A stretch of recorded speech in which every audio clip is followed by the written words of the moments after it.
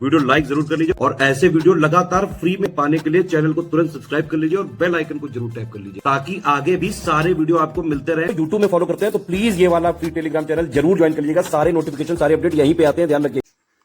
नमस्कार दोस्तों, स्वागत है आपका सी सेट प्रिपरेशन के इस यूट्यूब चैनल पर।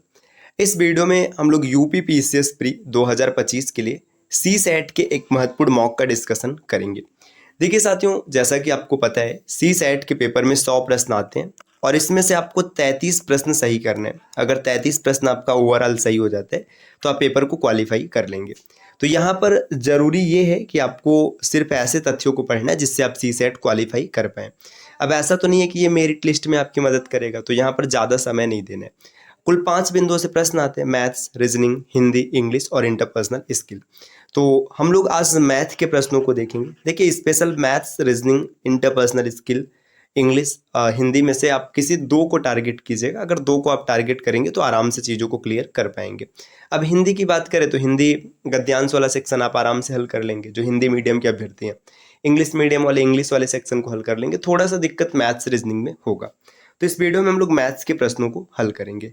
और अगर आप यूपी पीसीएस प्री 2025 को क्रैक करना चाहते हैं तो एग्जाम से पहले आप मॉक टेस्ट जरूर लगाइएगा। मॉक लगाने के लिए आपके पास 2 विकल्प है।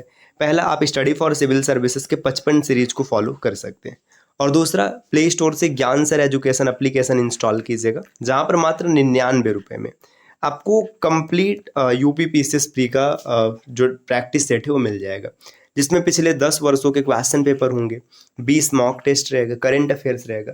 जितनी चीज़ें आवश्यक है प्री एग्जाम क्वालिफाई करने के लिए सब कुछ मिल जाएगा। तो चलिए बढ़ते हैं आगे अपने प्रश्नों की। देखिए, यहाँ पर जो हिंदी वाले हैं गद्यांश के प्रश्न तो आप कर सकते हैं। हिंदी में बड़ा बेसिक सा प्रश्न रहता है। हम लोग सीधा मैथ्स के प्रश्नों को देखते हैं।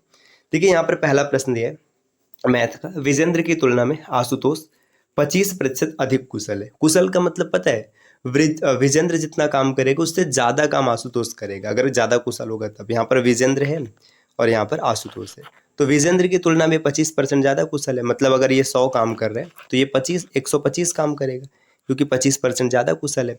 अब बोला जा रहा है कि आशुतोष किसी काम को 12 घंटे में पूरा कर लेता है। ठीक, 125 की स्पीड से कर रहे हैं तो 12 घंटे में काम पूरा हो गया, बात सही है।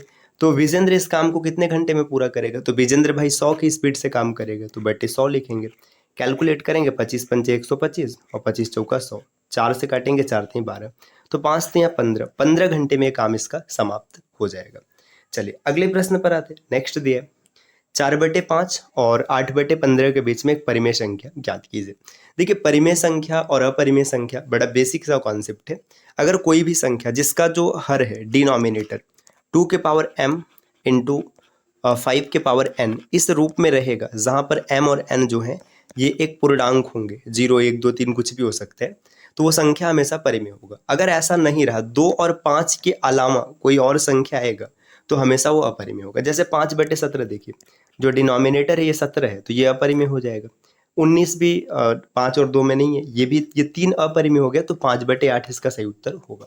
अब आप कहेंगे कि भाई यहाँ पर 8 दिख रहा है जबकि आपने 2 के लिए बोला, तो देखिए 8 को आप ऐसे लिख सकते हैं 5/2 का क्यूब, और 5 की बात करें तो 5 की पावर 0 हो गया, तो बात वही है, ये 8 हो गया और ये 0 किसी भी संख्या का पावर होता है तो 1 आता है, तो 5/8 इसका सही उत्तर होगा। अगला प्रश्न दिया, 2 सह अभाज्य संख्याओं का उत्पाद 357 है, तो उनका एलसीएम ज्ञात कीजिए। बहुत ही कॉमन सा पैटर्न यहाँ पर चल रहा है। एक फार्मूला होता है लस मतलब एलसीएम इंटू एचसीएफ मतलब मस बराबर फर्स्ट मतलब पहली संख्या गुणे दूसरी संख्या। देखिए, यहाँ पे सह अभाज्य के बोला, सह अभाज्य का मतलब होता है कोई भी ऐसी 2 संख्या जिसका एचसीएफ हमेशा 1 होता है, तो एचसीएफ 1 हो गया। एलसीएम आपको चाहिए और प्रोडक्ट, उनका प्रोडक्ट बता रखा है कि 357 है, तो एलसीएम भी कितना हो गया 357। ऑप्शन ए इस प्रश्न का उत्तर बन गया। नेक्स्ट अगला प्रश्न यहाँ पर दिया, 2 वृत्तों का व्यास क्रमशः एक वर्ग की भुजा और उसी वर्ग के विकर्ण के मान के रूप में दिए गए हैं। छोटे वृत्त और बड़े वृत्त की परिधि का अनुपात क्या? देखिए, 2 वृत्त है, मान लीजिए एक वृत्त ये है और एक दूसरा वृत्त ये है। अब बताया जा रहा है कि जो इनके व्यास है, जो इनका डी होगा, ये क्या होगा, किसी वर्ग के भुजा और विकर्ण के मान के रूप में दिया है। मतलब ये जो आर है ये वर्ग की भुजा हो गया और ये जो आर है ये वर्ग का विकर्ण हो गया। वर्ग की भुजा अगर ए होगी तो उसका विकर्ण a√2 आएगा। ये चीज़ आपको पता है, अगर नहीं भी पता है तो आप निकाल सकते। देखिए मान लीजिए एक वर्ग है, यहाँ पे भुजा ए है, सभी भुजाएं बराबर होती हैं, एक डायगोनल खींच लीजिएगा, ये आपका राइट एंगल ट्रायंगल बन गया, पाइथागोरस थ्योरम लगेगा तो a√2 मिलेगा।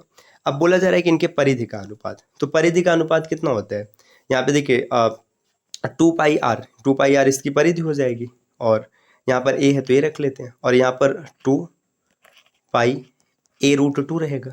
देखिए यहाँ पे ये 2 पाई से 2 कट गया, a से a कट गया, तो 1√2 ये रेशियो बनेगा, तो विकल्प सी उत्तर हो गया।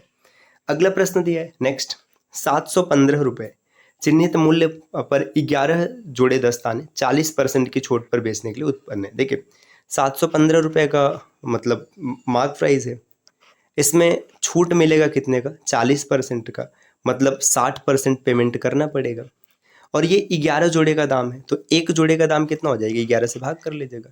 देखिए 11 से भाग करेंगे तो 11 छक्का 66 और 11 पचे 55, फिर 5 से काटेंगे तो 13, 13 तियाँ 39, मतलब एक जोड़े दस्ताने का दाम 39 रुपये। तो आपसे पूछा जा रहा है कि 273 रुपये में कितने आ जाएंगे, तो 273 और बटे में 39। अब यहाँ पे भाग करेंगे, 3 से काटना, 3 9 27, 3 1 3, 13 आ गया, 13 7 91, ऑप्शन बी इसका उत्तर बनेगा। देखिए ये कितने आसानी से अपने प्रश्नों को बना लिया। 715 रुपये चिन्हित मूल्य है, 11 जोड़ी दस्ताना मिल रहे हैं, 40% छूट है तो 60% देना पड़ेगा, तो 39 रुपये का एक जोड़ी है, तो 273 रुपये में 7 जोड़ी दस्ताने मिलेंगे। अगले प्रश्न पर आते हैं, दिया है कि एक सिलाई मशीन की चिन्हित कीमत मतलब मार्क प्राइस है 3850 रुपये, और एक निश्चित छूट के बाद 3157 रुपये में बेच दिया गया, तो छूट कितने % की मिली। देखिए 3850 रुपये इसका मार्क प्राइस था, और इसको बेच दिया गया 3157 रुपये में, तो जो छूट मिला यहाँ पे 3, और यहाँ पर घटाएंगे तो फिर 14 में से 5 गया 9, और फिर ये 37 में से 7 में से ये गया तो 693 का छूट मिला है। ठीक, 693 रुपये का छूट मिला, और कितने रुपए पर मिला है, 3850 रुपये पर। प्रतिशत में बदलने के लिए 100 से गुणा कर देंगे, 0 से 0 कट गया। अब देखिए यहाँ पर 3 से काटेंगे तो कितना हो जाएगा, 3 से नहीं कटेगा, पहले 5 से काट लेते, तो ये 2 आ गया, 5 से काटेंगे, 5 सते 35, 5 सते 35, ठीक, इतना आ गया। अब ये कैलकुलेट करिएगा, अप्रॉक्सीमेट कितना मिलेगा, दशमलव में कुछ आंसर आएगा, तो लगभग की बात किया जा रहा है।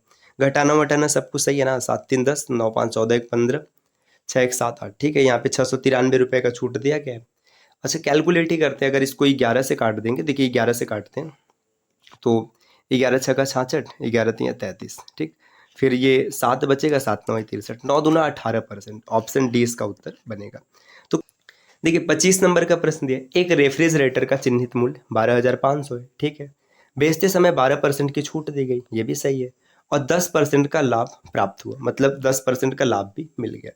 यदि कोई छूट न दी जाती तो उसका लाभ % कितना होता। देखिए मान के चलिए 100 रुपये का सामान था, ठीक, ये इसका कॉस्ट प्राइस था, आपने कुछ मतलब इसका मार्क प्राइस बनाया, नहीं पता है कितना बनाया, और इसके बाद इसको 12% का डिस्काउंट दिया और आपने बेच दिया 110 रुपये में, तभी तो 10% का लाभ मिलेगा। अब एक चीज़ समझना है, जो 110 रुपये है ना, ये मार्क प्राइस का 88% है, क्योंकि 12% की तो छूट मिल गई है। अगर ये 88% है तो मार्क प्राइस का आप 100% निकाल सकते हैं आराम से, कोई दिक्कत ही नहीं आएगा।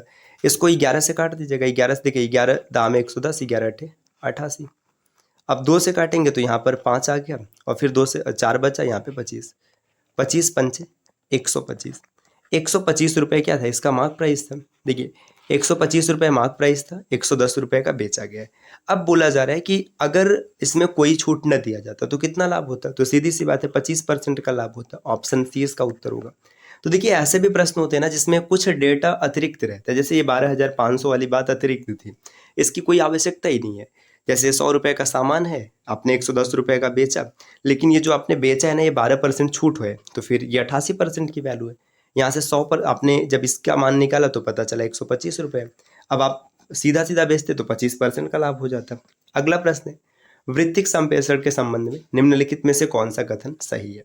तो ये इंटरपर्सनल स्किल का एक प्रश्न है, तो इसका सही उत्तर क्या बनेगा आप कमेंट करके बताइएगा। चलिए अब देखिए अगले प्रश्न पर आते हैं। 27 नंबर का प्रश्न, 810 रुपये की राशि है, इसको ए बी सी के बीच में इस प्रकार विभाजित किया जाना है कि ए को बी से 60 रुपये अधिक मिले और बी को सी से 45 रुपये कम मिले, तो इनके हिस्से का अनुपात बताइए। देखिए ए है, बी है, सी है, ऐसा विभाजित किया जाना है कि ए को बी से 60 रुपये ज़्यादा मिलेगा और बी को सी से 45 रुपये कम मिलेगा। ठीक, अगर सी को x रुपये मिल गया तो बी को 45 कम देना है ना, तो इसको x माइनस 45 मिलेगा। अगर इसको x माइनस 45 मिला है तो ए को क्या करना है, बी से 60 रुपये ज़्यादा देना है, तो इसको x प्लस 15 रुपये मिलेगा। ठीक, अब देखिए इन तीनों को जोड़ लीजिएगा, देखिए 3x हो गया और यहाँ पर माइनस 30 आ गया और बराबर में 810 रुपये। ये इधर माइनस इधर आएगा प्लस हो जाएगा, तो 3x बराबर 840 रुपये हो गया। x की वैल्यू निकालेंगे तो 28 × 84 280 रुपये। मतलब जो सी को पैसा मिला, सी को 280 रुपये मिल गया। ठीक, इसके बाद बी की बात करेंगे तो इसमें से 45 कम कर दीजिएगा, 235 रुपये मिल गया। और ए की बात करेंगे तो इसमें 280 में जोड़ दीजिएगा, 295 मिल गया। इनका अनुपात पूछा है, पहले 5 से काटते हैं, 5 × 25, 5 × 25 जैसे ही आपने लिखा तो फिर इसके बाद 5 × 9 = 45। फिर इसके बाद यहाँ पर देखेंगे 5 × 4 = 20 और 5 × 7 = 35। और इधर अगर देखा जाए तो 5 × 5 = 25 और 5 × 6 = 30।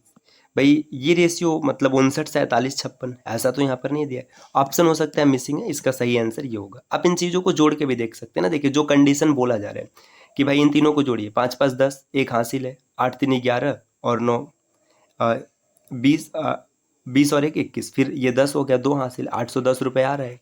और प्रश्न जो बोला जा रहा है, देखिए ए को बी से 60 रुपये अधिक मिलना चाहिए, देखिए इससे 60 रुपये ज़्यादा मिला है और इसको कम मिलना चाहिए, तो सभी कंडीशन सेटिस्फाइड है। ऑप्शन जो दिया ये थोड़ा सा गलत है क्योंकि यहाँ पे ऑप्शन मैच नहीं कर रहा है, तो इसका सही उत्तर इसमें नहीं है। अगले प्रश्न पर आते, दिया है 11 संख्याओं का औसत 44 है। ठीक है, 11 का औसत 44 है और पहली 6 संख्याओं का औसत 52 है, अंतिम 4 का औसत 38 है, तो 7वीं संख्या बताइए। आप इसको बेसिक तरीके से भी कर सकते हैं। देखिए 11 का औसत 44 है, ठीक है, बिल्कुल सही है, इनको एक साथ रखा गया, माइनस कर दिया गया। 6 संख्याओं का औसत 52 है, ठीक है, 6 का औसत 52 है, फिर से माइनस कर दिया गया। 4 का औसत 38 है। अब इसको कैलकुलेट कर लीजिएगा, एक तरीका तो ये रहा। देखिए इसका मल्टीप्लाई कराएंगे तो 440 और इसमें 44 जोड़ेंगे तो 484, फिर माइनस में 6 दूना 12, एक हासिल है, 6 पंचे 30 और 1 31, फिर माइनस में 8 चौका 32, 3 हासिल है, 4 3 12 13 14। इसको जब 884 में से माइनस करेंगे, 2 2 4 और 4 1 5 और 3 354 है, तो यहाँ पे बचा कितना, यहाँ पर आपका ये 30 देखने के लिए मिल रहा है। कैलकुलेशन में कहीं गलती हुई है क्या भाई? 7वीं संख्या ज्ञात करना है ना। 11 का औसत देखिए 440 और 44, 484 बिल्कुल सही है ना। ये 11 का मल्टीप्लाई हो गया। इसके बाद इसमें अगर देखेंगे तो 6 दूना 12, एक हासिल है, 6 पंचे 30 और 31 बिल्कुल सही है, और 8 चौका 32, 3 हासिल है, 4 3 12 3 15 होगा भाई, 15 होगा, ये इतना लिखा गया था, तो यहाँ पर 20 मिलेगा, तो 20 इसका सही उत्तर है, ऑप्शन।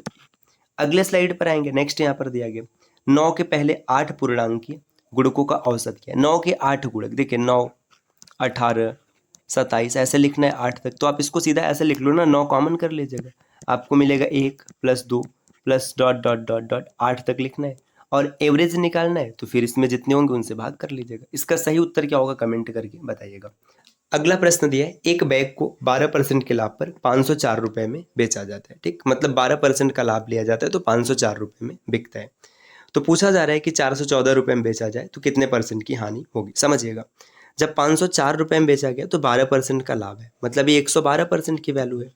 और आपसे पूछा जा रहा है कि जब 414 रुपये में बेचा जाएगा तो कितना % मिलेगा। बहुत ही आसान सा प्रश्न है। देखिए 112% का मान है 504, तो 1% का मान निकालने के लिए भाग कर लेंगे और गुणे 414 की वैल्यू आपसे पूछा हुआ है। अब बस कैलकुलेट करना है, कैलकुलेट करेंगे तो आपको आंसर मिल जाएगा। देखिए पहले अगर हम लोग 4 से काटेंगे तो 4 दूना 8, 3 बचा 4 8 32, ठीक, 28 चौका 112 होता है, सबको पता है। फिर 4 से काटेंगे, 12 चौका 48, 2 बचा है ना, 6, फिर यहाँ पे आ जाएगा 6 चौका 24, इतना हो गया 126 28। फिर 2 से काटते हैं, 2 से काटेंगे तो 14 आएगा, फिर 2 से काटेंगे तो 2 छक्का 12 और यहाँ 63 आ गया। फिर इसके बाद देखिए 7 से काटते हैं, वो डायरेक्ट भी काटा जा सकता था लेकिन हम लोग अलग अलग करें। फिर 7 से काटेंगे तो 7 दूना 14 और 7 9 63। फिर 9 से काट दीजिएगा, 9 चौका 36 और 9 छक्का 54, 46 दूना 92। ये 92% की वैल्यू है, मतलब 8% का लॉस हुआ है, तो ऑप्शन सी इसका उत्तर हो जाएगा। तो दोस्तों ये क्लास रही जिसमें हम लोगों ने मैथ्स के कुछ बेहतरीन प्रश्नों का डिस्कशन किया है।